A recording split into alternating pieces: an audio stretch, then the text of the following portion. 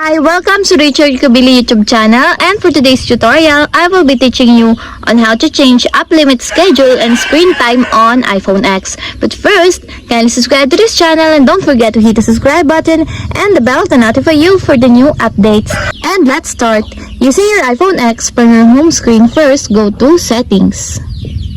Then in the settings, scroll down and click the screen time.